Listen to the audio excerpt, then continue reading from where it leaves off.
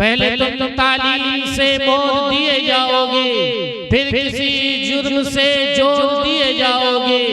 हाथ से हाथ की जंजीर मिलाकर निकलो, वरना धागे की तरह तोड़ दिए जाओगे।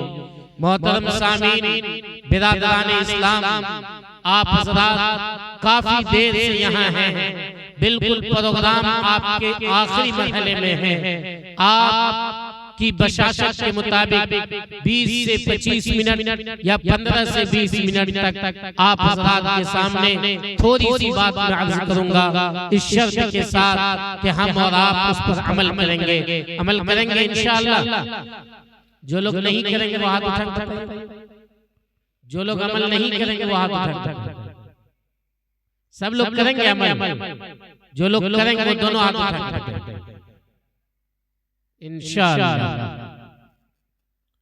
बुखारी शरीफ के अंदर एक वाक़या नकल किया गया है। हज़रत अबू हुरैरा रज़ियल्लाहु ताला अन्हु को सरकार दो आलम सल्लल्लाहु अलैहि वसल्लम ने ज़कात में जो खजूर आया था उसके ढेर का निगहबान बनाया।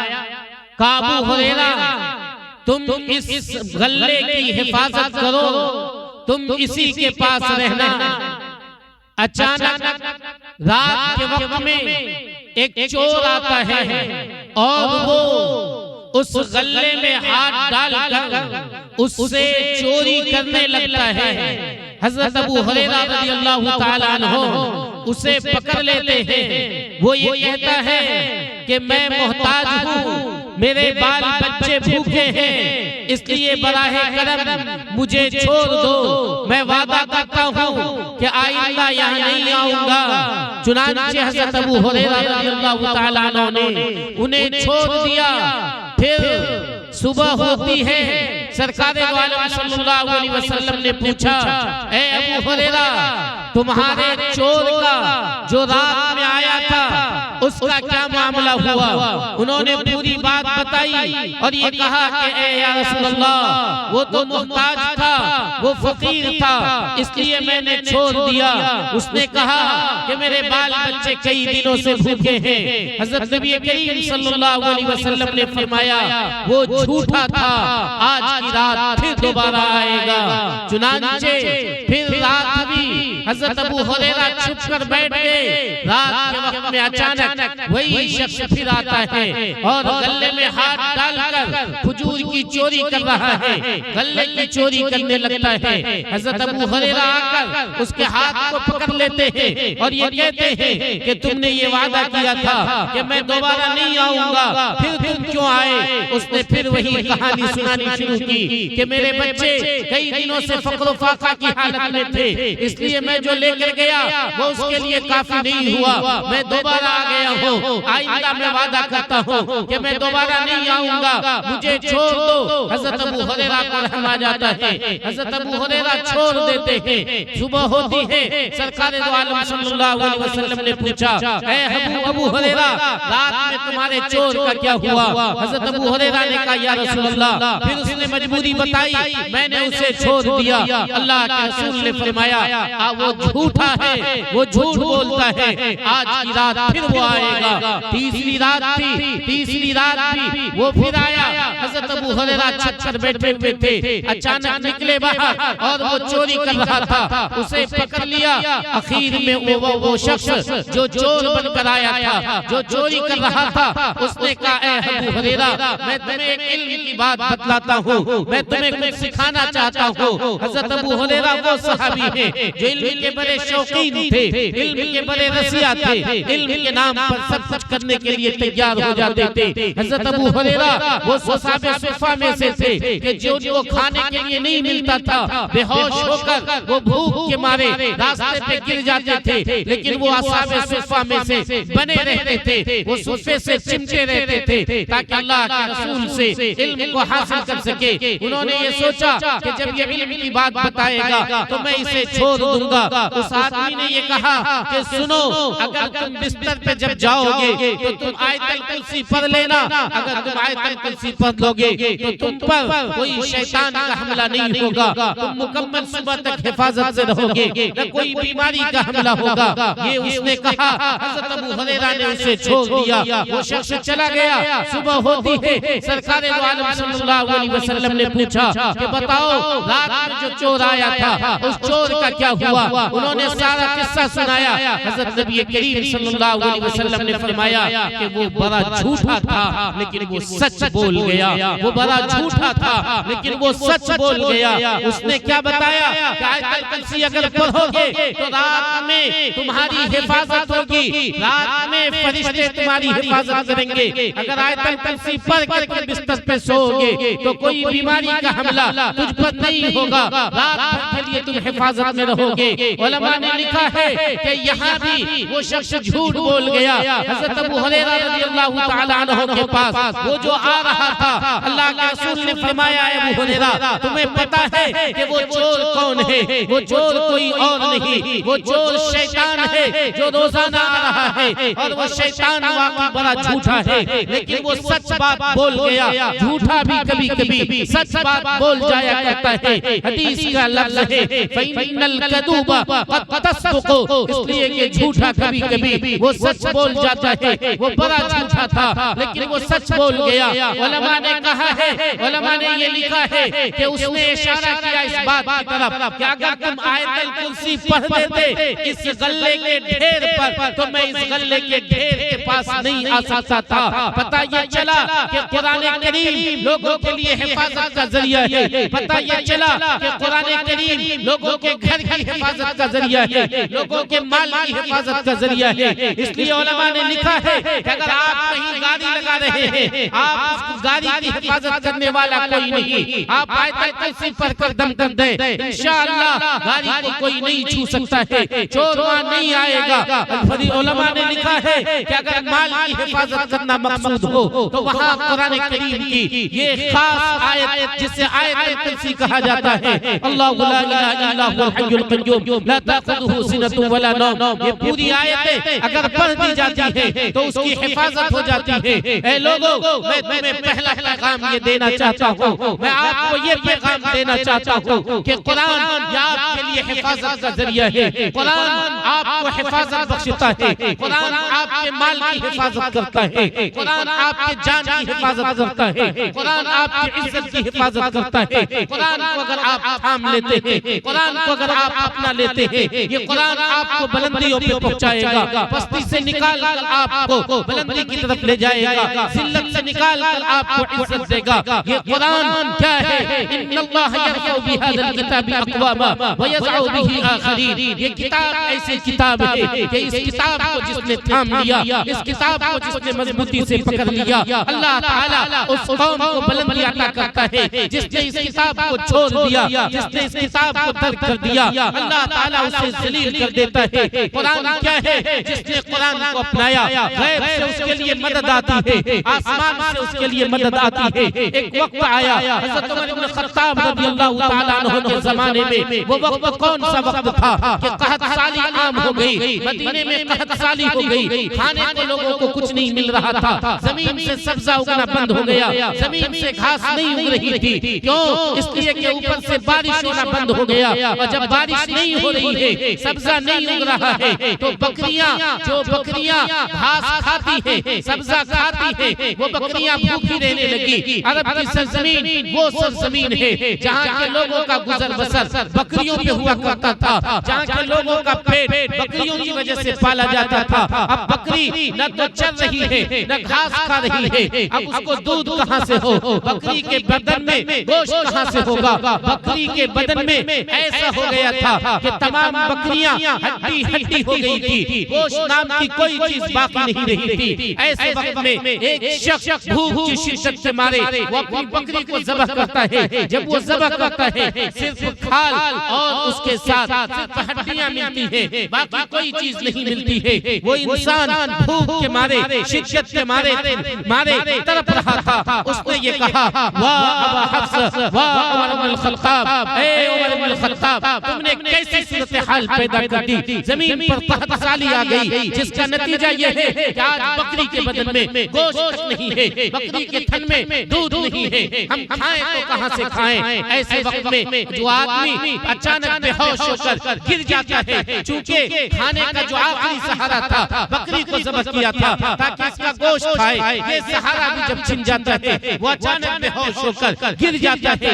ऐसे वक्त में अचानक सरकार दो आलम सल्लल्लाहु अलैहि वसल्लम ख्वाब में आते हैं और उस इंसान को ये कहते हैं कि पता नहीं उमर तो बड़ा होशियार आदमी था, पता नहीं उमर वो तो बड़ा होशियार आदमी था, पता नहीं उमर वो बड़ा होशियार आदमी था, वो क्यों नादानी कर रहा है। या आदमी ख्वाब से जगता है, दौड़े दौड़े हज़रत उमर इब्न खत्ताब के पास जाता है। हज़रत उमर इब्न खत्ताब रज़ियल्लाहु तआला अन्हु को जब ये बात मालूम होती है, हज़रत उमर इब्न खत्ताब ने कहा, वाकई मुझसे गलती हो रही है। उन्होंने तमाम लोगों को साथ लिया, जानवरों को साथ लिया, मैदान में वो हाजिर हुए और मैदान में आकर उन्होंने सलात इस्तिस्का पढ़ी, अल्लाह के सामने रोकर गिड़गिड़ा कर उन लोगों ने अल्लाह से दुआ मांगी कि अल्लाह तू बारिश को नाज़िल फरमा दे। कुछ ही देर में पूरा आसमान बादल से भर गया, घटाटोप बादल आया और तेज बारिश आ रही थी। उस बारिश के साथ बादल से आवाज आती थी, अता का गौस या अबा हफ्स, अता का गौस या अबा हफ्स, अता का गौस या अबा हफ्स, तेरे पास मदद आ गई है अबू हफ्स, तेरे पास मदद आ गई है अबू हफ्स, तेरे पास मदद आ गई है अबू हफ्स।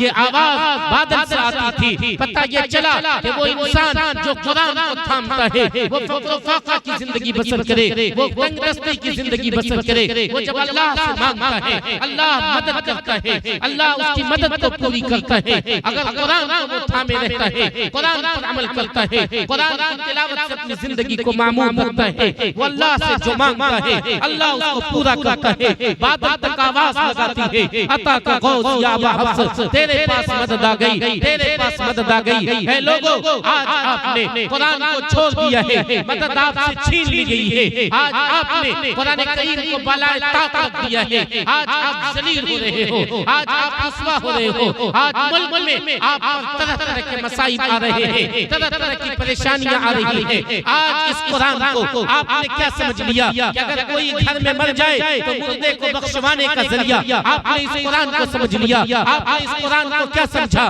कि कुरान को खरीद कर लाया जाए और उसे अच्छे खिलाफ में डालकर अपनी बेटी को जहेज में दे दिया जाए, जो बेटी जिंदगी भर उस कुरान को खोलती नहीं है। आपने इस कुरान को ताकों पर सजाने वाली किताब समझ लिया, आपने इस कुरान को मुर्दों को बख्शवाने वाली किताब समझ लिया, आपने इस कुरान को बेटी को जहेज में देने वाली किताब समझ लिया। नतीजा ये है कि आप जलील हो रहे हो, आप रुस्वा हो रहे हो। मुल्क पर जालिम हुक्मरान वो मुसल्लत हो रहा है, बरसर इख्तिदार पार्टी तरह तरह की परेशानियां आपकी जिंदगी में पैदा कर रही है। क्या आपको नहीं मालूम कि कुछ ही दिनों पहले औकाफ बिल पेश किया गया जो जेपीसी के अंदर गया और जेपीसी ने भी उसे हरी झंडी दे दी है। वो औकाफ बिल क्या है? वो औकाफ बिल इस बात की जमानत है कि इन तमाम मुसलमानों से कुरान की दौलत को छीन लिया जाए। वो इदारे जो कुरान को पढ़ाते हैं, चाहे वो मकतब की शक्ल में हो या मदरसे की शक्ल में, चाहे वो अंजुमन तक़वियतुल इस्लाम जैसी एक छोटा सा मकतब जो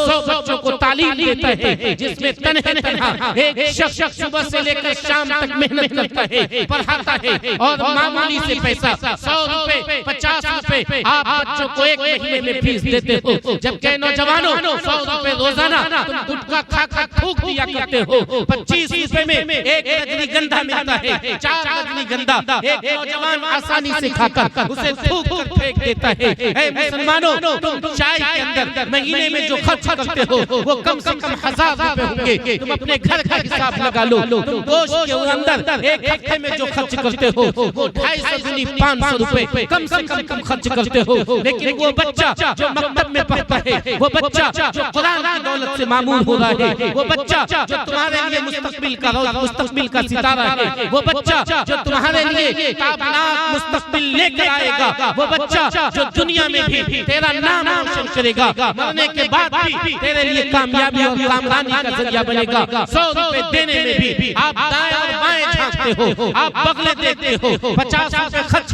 करने में आपके साथ परेशानी आती है। बताओ तुम कुरान को कैसे जिंदा करोगे? बताओ वो छोटा मकतब जो कुरान की तालीम दे रहा है, उस मकतब को कैसे तुम बाकी रख सकोगे? उन्होंने तो नाम रखा अंजुमन तक़वियतुल इस्लाम, कि ये अंजुमन ऐसी है जो इस्लाम को मजबूत करेगा, जो मुसलमानों को मजबूत करेगा, ये मुसलमानों की मजबूती का जरिया होगा। लेकिन आप 100 रुपए देते हो, वो 100 रुपए भी मैं यकीन के साथ कहता हूँ, मुफ्ती साहब ने मुझे नहीं बतलाया, लेकिन आप वक्त पर नहीं देते होगे। 500 रुपए, 1000 रुपए आपको महीना देना चाहिए। वो मालदार, वो नौजवान जिसे अल्लाह ने बेटा नहीं दिया है, जिसकी शादी नहीं दी है और अल्लाह ने उसे दौलत दी है, वो कमा रहा है, उसे अपने से चुपके से आकर पैसा देना चाहिए और ये कहना चाहिए गांव का वो गरीब बच्चा जो मकतब में आता है और पैसे नहीं दे सकता है, उसकी फीस मैं अपनी तरफ से देता हूँ। मुफ्ती साहब आप उनको पढ़ाइए, तभी कुरान को आप जिंदा रख सकेंगे। यकीन मानिए, या आप समझे या न समझे, वो समझती है जो आप पर जालिम बनकर मुसल्लत है। वो कौम, वो हुकूमत इस बात को समझ रही है कि ये कौम अगर बुलंद हो सकती है,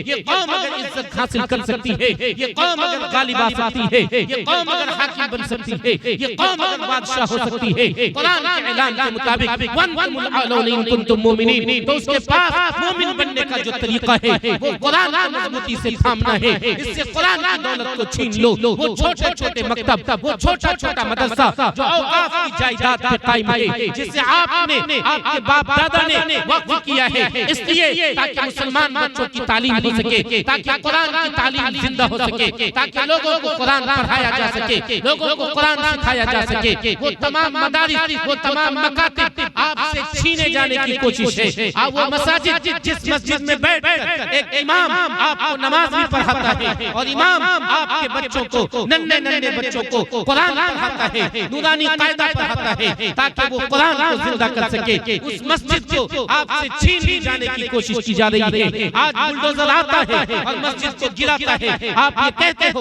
कि ये अनलीगल है, कानून के मुताबिक नहीं है, आपको कहने का हक है, आप अदालत में जाके कह सकते हो, आप लड़ सकते हो, लेकिन जब ये बिल पास हो जाएगा आपको ये कहने का हक नहीं होगा, क्योंकि आपसे कागज मांगा जाएगा कि वो जमीन जो आपने अल्लाह के लिए दी है, जिस पे मस्जिद कायम है, उसका कागज भी चाहिए, उसका रजिस्ट्रेशन भी चाहिए, रजिस्टर्ड होना चाहिए वक्फ बोर्ड में। लोग तो अपनी जमीन का कागज नहीं संभाल पाता है। लोग, ये तो वो मुल्क है जहाँ सैलाब में लोग अपनी जान बचाए फिरता है, अपने घर को मुकम्मल बहने के लिए छोड़ देता है। वो मस्जिद के कागज को कहाँ से महफूज रख सकेगा? वो अवामी जायदाद को कहाँ से महफूज रख सकेगा? नतीजा ये होगा कि वो बुलडोजर आएगा, कहेगा लोगों तुम्हारे पास मस्जिद का कागज है तो लाओ, आप नहीं दे सकोगे, आप इस मस्जिद को ढा दी जाएगी। वो मस्जिद जो आपके लिए ईमान की अलामत है, मुसलमानों की पहचान है, इम्तियाजी शान है, वो भी आपसे छीन ली जाएगी। जो कुरान को जिंदा करने का जरिया है वो भी आपसे छीन लिया जाएगा।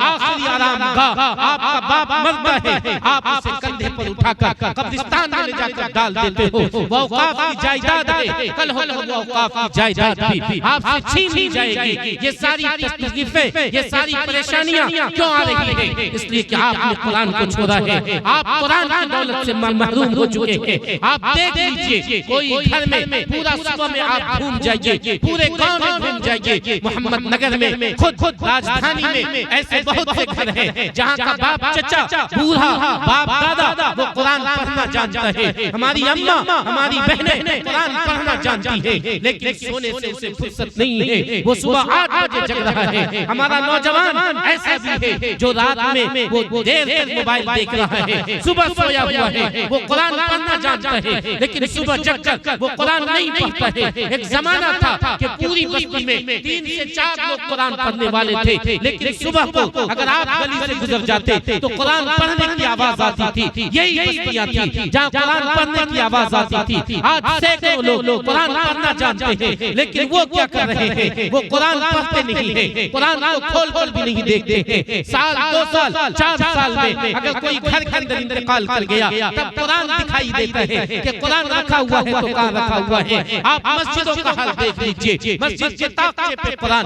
बोसीदा पड़े हुए हैं, उसके वर्ग फट रहे हैं। आका ने फरमाया था अक्सिरू फी बुयूतिकुम मिन तिलावतिल कुरान, ऐ लोगों कुरान करीम को कसरत से पढ़ो, कुरान करीम की तिलावत खूब करो। फइनल बैतल लज़ी ला युक़रअ फीहिल कुरान, इसलिए कि वो घर जिस घर में कुरान नहीं पढ़ा जाता है यक़िल्लु खैरु, उसका खैर कम हो जाता है, उसकी अच्छाई कम हो जाती है, उसकी भलाई खत्म हो जाती है, उसकी आफियत खत्म हो जाती है, उसका सुकून छीन लिया जाता है, उसकी इत्मीनान गायब हो जाती है। आगे फरमाया वयकुनु शर्रु, उस घर का शर बढ़ जाता है, उस घर की मुसीबत बढ़ जाती है, उस घर की तकलीफ बढ़ जाती है, उस घर की परेशानी बढ़ जाती है, उस घर में आफत आने लगती है, उस घर में जिन्नात की शिकायत, उस घर में शैतान की शिकायत, उस घर में फक़्र फ़ाक़ा की शिकायत, उस घर में तंगदस्ती की शिकायत, उस घर में बाप बेटे का झगड़ा, उस घर में बीवी और शौहर का झगड़ा, उस घर में ननद और भावच का झगड़ा, उस घर में तरह तरह के लफड़े, तमाम तरह तरह के झगड़े पैदा होने शुरू हो जाते हैं। घर इंसान को काटने के लिए दौड़ने लगता है। आगे अल्लाह के रसूल ने फरमाया युज़य्यक़ु अला अहली, वो घर वाले पे तंग कर दिया जाता है, वो घर ऐसा लगता है कि ये घर नहीं है। आप देख लो मर्दों को, नौजवानों को, वो घर में अगर जाता है तो खाना खाता है, हाथ बाहर आके सुखाता है, इतनी देर घर में नहीं रहता कि उसका हाथ ना सूख सके, और वो कहता है क्या यार क्या बताएं, शान से इत्मीनान से हम बाहर रहते हैं, घर में सुकून नहीं मिलता है, इसलिए कि उसने घर को कुरान की तिलावत से महरूम कर रखा है। वो घर जो जन्नत का नमूना बन सकता था, वो घर जो सुकून के लिए बनाया जाता है, वो घर जो आफियत गाह थी, वो घर जिस घर में आफियत मिलता है, इत्मीनान मिलता है, लेकिन उस घर को आज मुसीबत का जरिया बना दिया गया है। नतीजा ये है कि लोग कॉमेडी सुनकर अपने चेहरे पे जबरदस्ती हंसी ला रहे हैं। नतीजा ये है कि आज कॉमेडी सर्कस में आप देख लो, लोग लाखों रुपए खर्च करके जाते हैं ताकि चंद मिनट के लिए वो मुस्कुरा सके, वो हंस सके, चाहे वो बनावटी मुस्कुराहट हो। तुमने अपने घर को जहन्नम का नमूना बना दिया, मुस्कुराहट रुखसत हो गई, तुम्हारे घर से इत्मीनान रुखसत हो गई। आज तुम पहुंचते हो मौलाना के पास, मौलवी के पास कि हमें तावीज़ दे दो, जिन्नात की शिकायत है, शैतान की शिकायत है, क्या करें, पैसा इधर से लाते हैं, इधर निकल जाता है, कोई बरकत नहीं होती है। ये इसलिए हो रहा है कि तुमने कुरान पढ़ना बंद कर दिया। हम मौलाना क्या करते हैं, कुरान पढ़कर तुम पे दम कर देते हैं, जिन्नात हो जाता है। हम क्या करते हैं, कुरानी आयत के जो आदात, उसकी जो गिनतियां हैं, उसी को तावीज़ की शक्ल में लिखकर हम तुम्हारे गले में डाल देते हैं, तुम सही हो जाते हो। कुरान तो शिफा था, तुम्हारे जिस्म के लिए भी शिफा था, तुम्हारे रूह के लिए भी शिफा था। मैं नहीं कहता हूं, हमारा रब ऐलान करता है वनुनज़्ज़िलु मिनल कुरानी मा हुवा शिफाउन व रहमतुल लिल मुमिनीन वला यज़ीदु ज़ालिमीना इल्ला खसारा। हम कुरान इसलिए नाज़िल किए थे ताकि वो लोगों के लिए शिफा का जरिया बने, वो मोमिनों के लिए रहमत का जरिया बने। आपने क्या किया, कुरान को बालाए ताक़त का नतीजा ये है कि ज़लील और रुसवा हो गया। आज इसी कुरान की मुनासबत से एक बच्चे के सीने में कुरान महफूज हुआ, आज उसको लोगों के सामने बुलाकर सर पे दस्तार रखी गई, इसका एजाज किया गया, इसे इज्जत दी गई। अंजुमन तक़वियतुल इस्लाम के जिम्मेदार मुफ्ती साहब अगर चाहते तो ये करने की जरूरत नहीं थी। ये करके आपके दरमियान दीन का एक पैगाम पहुंचाना चाहता कि लोगों वो मकतब जो मुमकिन है कि तुम्हारी नजर में कमाने का जरिया हो सकता है, फीस लेने का जरिया हो सकता है, वो तुम्हें एक हाफिज कुरान दे रहा है जो कल चलकर तुम्हारे इलाके बस्ती के लिए खैर लाने का जरिया बनेगा, अच्छाई लाने का जरिया बनेगा। तुम्हारे दरमियान खड़े होकर तरावीह में कुरान पढ़ेगा, जिससे तुम्हारे ऊपर आने वाली मुसीबत सुन्नत मुअक्कदा को छोड़ देने की बिना पर वो मुसीबत दूर होगी। कल तुम्हारे दरमियान ये इमामत के फराइज़ अंजाम देगा, कल यही वो होगा जो तुम्हारे दरमियान आकर वक्त पे कुरान पढ़ेगा, चाहे इंतकाल के मौके पे पढ़े या अपने घर में बैठकर कुरान पढ़े। अगर ये अपने घर में कुरान पढ़ेगा, इसके घर में रहमत नाज़िल होगी तो इलाके में रहमत नाज़िल होगी। फरमाया आका व मौला ताजदार बता नबी करीम सल्लल्लाहु अलैहि वसल्लम ने कि चंद कौमों कुछ लोग बैठकर अगर कहीं पे कुरान पढ़ते हैं तो याद रखना यतलून किताब अल्लाह व यतदारसून बैनहुम इल्ला नज़लत अलैहिमुस सकीना। जब कुरान पढ़ा जाता है वहाँ सकीना नाज़िल होता है, व हफ़्फ़तहुमुल मलाइका फरिश्ते उसे घेर लेते हैं, व गशियतहुमुर रहमा रहमत उनको ढांप लेती है। इसलिए कुरान जिस मकतब में पढ़ा जा रहा है उसे फरिश्तों ने घेरे में ले रखा है। जिस घर में कुरान पढ़ा जाता है उस घर में फरिश्ते ये कुरान को सुनने के बहुत शौकीन हैं। फरिश्ते कुरान पढ़ नहीं सकते, अल्लाह ने उसे ताकत नहीं दी है कि वो कुरान पढ़ सके, लेकिन सुनने के ऐसे शौकीन हैं कि अगर आप कुरान पढ़ने के लिए बैठ जाओ, एक फरिश्ता पहुंचेगा दूसरे को बुलाएगा, आओ आओ आओ आओ, देखो तुम्हारे लिए जश्न है कि कुरान पढ़ा जा रहा है। सारे फरिश्ते दौड़ कर आते हैं, इस तरह दौड़ के कि आप समझें कि कुछ बांटा जा रहा है, कुछ तकसीम की जा रही है। फरिश्ते दौड़ कर आते हैं और गौर से कुरान को सुनते हैं। फरिश्ते कुरान को सुनते हैं, लेकिन मोमिन का हाल क्या है कि अगर कुरान पढ़ा जाए तो वो कहेगा हटाओ हटाओ, कुरान पढ़ने की जरूरत नहीं है। अरे कोई नात लाओ, कोई तकरीर लाओ, कारी साहब शुरू में तिलावत कर रहे होंगे, आप ये समझते हैं कि अभी तो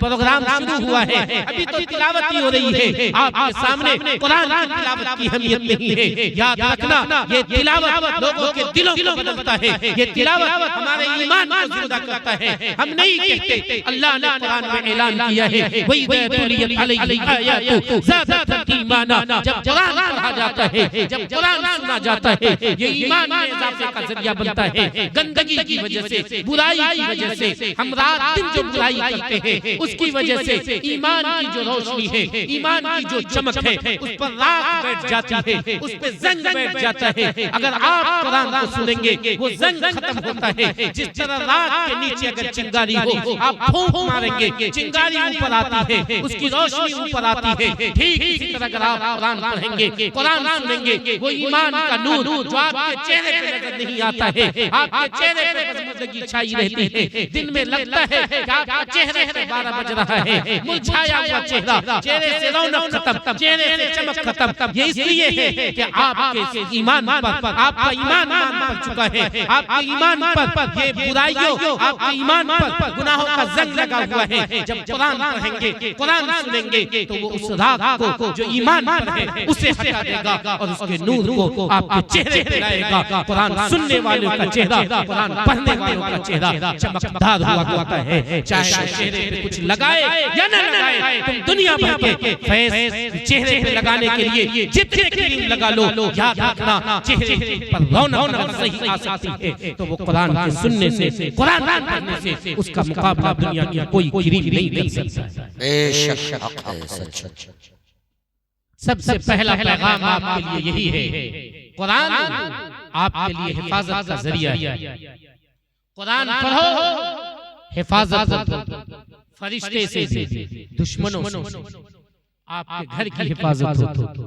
दूसरा पैगाम आपके लिए ये है, कुरान पढ़ो, अल्लाह की मदद आएगी। कुरान पढ़ोगे अल्लाह की मदद पुकार की हुई आती है। अता का गौस या अबा हफ्स, ए अबू हफ्स तेरे पास मदद दौड़ के आ रही है। अगर आप कुरान पढ़ोगे मदद आपके पास दौड़ के आएगी। कुरान थाम लो मजबूती से, याद रखना यही कुरान तुम्हें बुलंदी अता कर सकता है। खुद भी पढ़ो, बच्चों को भी पढ़ाओ। अगर आपने अपने बच्चे को नाज़रा कुरान पढ़ाने के लिए भी सिखा दिया तो याद रखिए कि आप गुफ़िर लहू मा तक़द्दम मिन ज़ंबी, जितने छोटे गुनाह हैं वो सारे गुनाह आपके माफ हो जाएंगे। लेकिन आज सूरत हाल ये है कि हमारे गांव और माशरे में अगर 3 मदरसा खुल जाए, 4 मदरसा खुल जाए तो हम लोग इस मौलवी, उस मौलवी, फला मौलवी, अरे तो कारोबार किए हुआ है।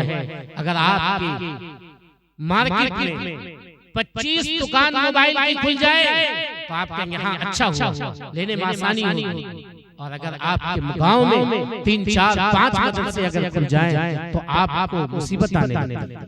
आप सोचते हैं मौलवियों ने कारोबार बना रखा है। मैं एक मिसाल देता हूँ और बहुत छोटी सी मिसाल। अगर आपकी बीवी खाना बना रही है, नमक खत्म हो गया, अचानक आई और दरवाजे पे आपके नमक नहीं है, आप खस्सी का गोश्त लाए, कहेंगे अरे भाई ये तो गोश्त बर्बाद हो जाएगा। और अगर मेहमान भी हो तो बोलिए क्या करेंगे, खोजेंगे जल्दी नमक मिले नमक मिले नमक मिले। अगर नमक की कोई दुकान आपके यहाँ नहीं है, यहाँ से आप कहाँ जाएंगे? फलका मार्केट जाएंगे या आप महसूर जाएंगे?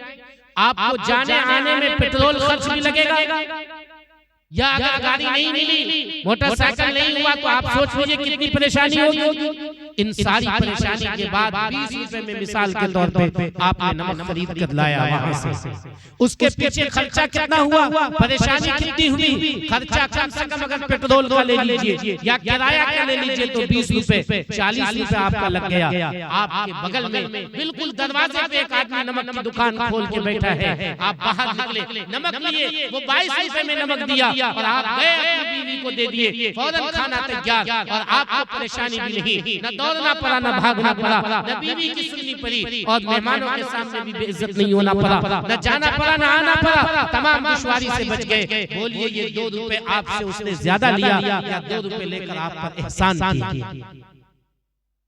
40 रुपए खर्च होने से बचा जाए, बगल में दुकान खोलकर आप पर एहसान किया। एक जमाना वो था कि लोग स्कूल पढ़ने के लिए अगर जाते थे तो उनको 5-7 किलोमीटर दूर गांव के लोगों को पैदल जाना पड़ता था, फिर वो जाकर स्कूल में कुछ पढ़ पाता था। एक जमाना वो था कि अगर हम अच्छे हाफिज और मौलवी को तलाश लें जो कुरान पढ़ना ठीक से जानता हो तो 50 किलोमीटर दूर पे भी नहीं मिलता। आज भी अच्छे लोग नहीं मिल रहे। गनीमत जानिए, एहसान मानिए उन मदरसे वालों, उन मकतब वालों का जो आपके दरमियान मकतब खोल आपके बच्चों को गांव में तालीम दे रहा है, आपके बच्चों को दर-दर की ठोकर नहीं खाना पड़ रहा है, आपके बच्चों को यहाँ वहाँ नहीं जाना पड़ रहा है। आप एहसान मानिए उनका और शुक्र अदा कीजिए कि मुफ्ती साहब ने या इस तरह के जितने लोग हैं, सिर्फ मुफ्ती आफ्ताब साहब से मुझे कोई मोहब्बत नहीं, मुतलक मैं कह रहा हूँ कि जितने भी ऐसे लोग हैं आप उनसे मोहब्बत कीजिए, उनका शुक्र अदा कीजिए और एहसान मानिए कि इन सब का एहसान है कि इन्होंने मदरसा बगल में खोला ताकि हमारा बच्चा तालीम सीखे। कुरान को जिंदा कीजिए। हमने कुरान पर अमल करना भी बंद कर दिया और 5-7 मिनट में इंशाअल्लाह बात खत्म हो जाएगी। हमने कुरान पर अमल करना भी बंद कर दिया। कुरान कहता है ला तक़रबुज़ ज़िना इन्नहु कान फ़ाहिशतन व साअ सबीला, ज़िना के करीब भी न जाओ, लड़कियों को, नामहरम औरतों को न घूर के देखो, न कोई ऐसा काम करो कि उसका कुर्ब नस्ल हो, उसके करीब तो तुम जाने लगो। ये बेहयाई है, वस्साअ सबीला, और बदतरीन बुरा से बुरा तरीका है। कुरान ने ये कहा। कुरान ने क्या कहा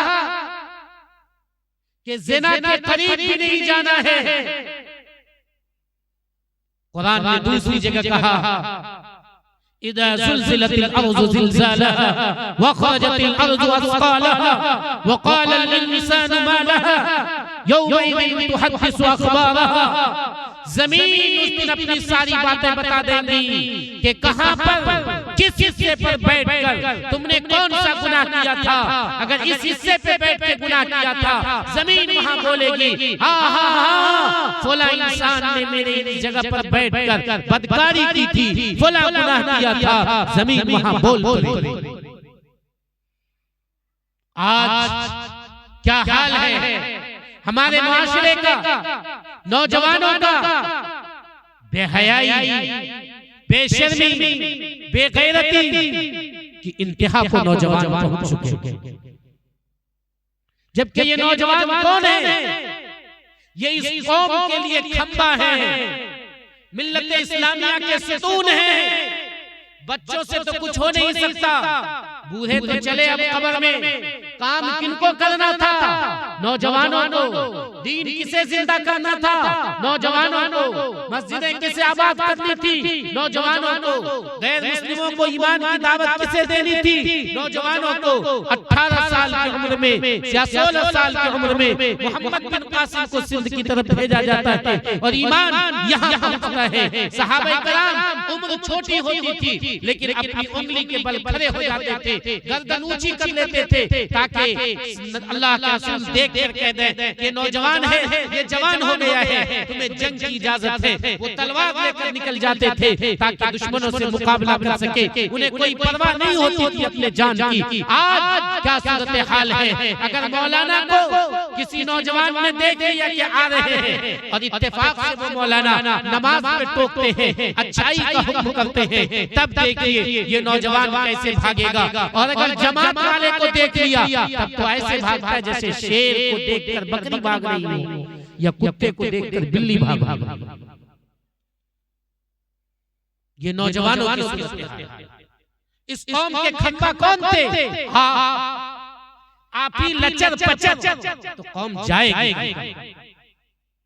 मिल्लत इस्लामिया का सुतून यही नौजवान।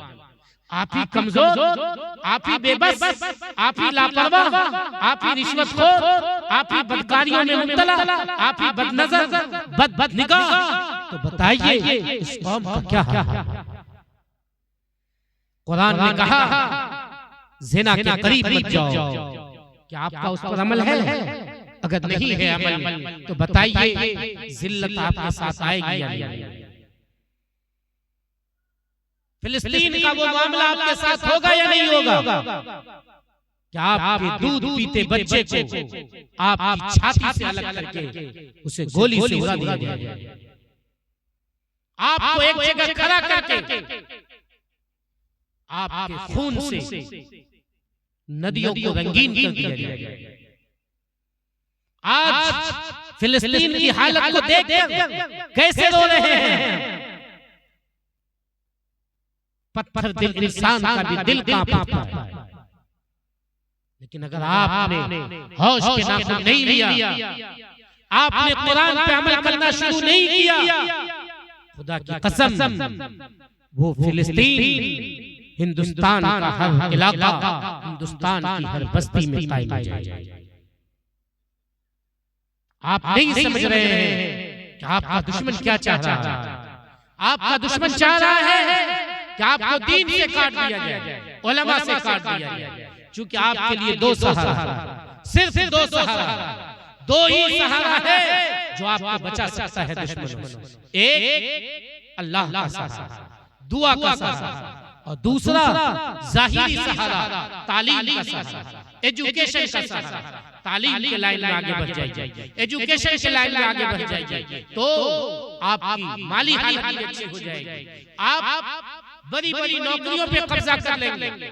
आपके बहुत से भाई पुलिस में बहाल हो जाएंगे तो अंधाधुंध गोली आप पर नहीं चलाएंगे। आपके बहुत से लोग आईपीएस बन जाएंगे तो वो आपके खिलाफ कानून जल्दी नहीं मामला होने देंगे। अगर आप तालीम के लाइन में आगे बढ़ गए तो ये जाहिरी असबाब और असल सबब है कि दुआ अल्लाह तक पहुंचे।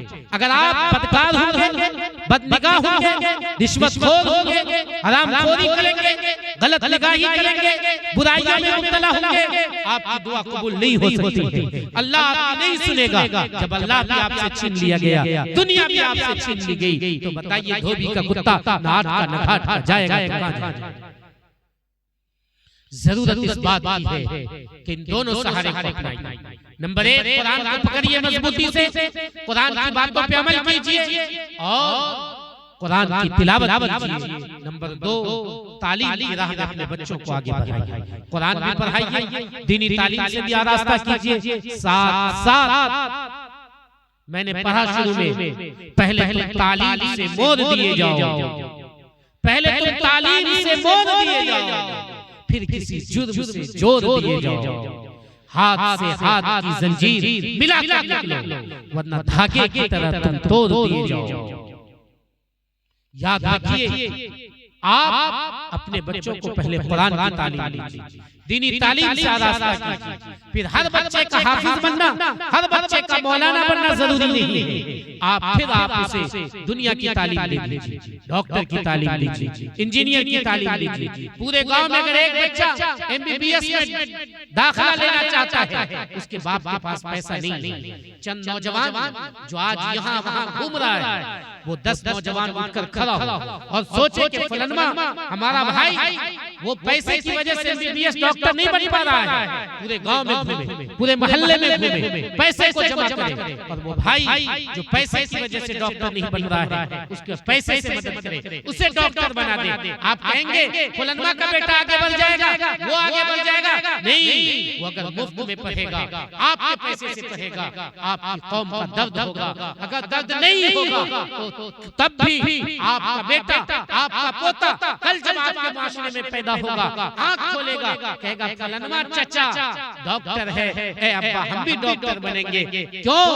एक दूसरे को देखता है और वही करता है। अगर एक गांव वाला सऊदी में रहता है, हर बच्चा सऊदी जाता है। अगर एक गांव में मैकेनिक है, कोई मोटरसाइकिल का मिस्त्री है, दूसरा तीसरा चौथा घर घर में वही मिलता है। क्यों?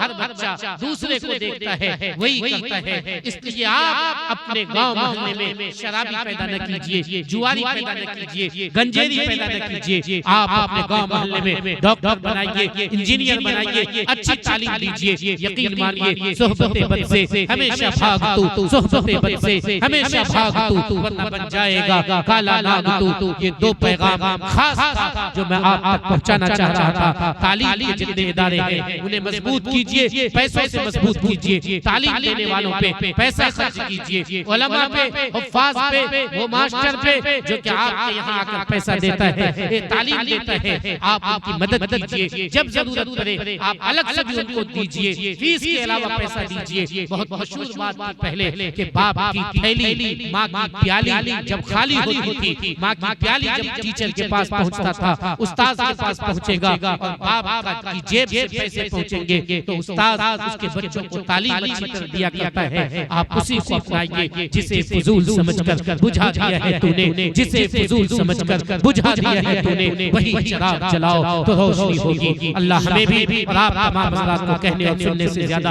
अमल करने की तौफीक अता फरमाए। आमीन या रब्बल आलमीन।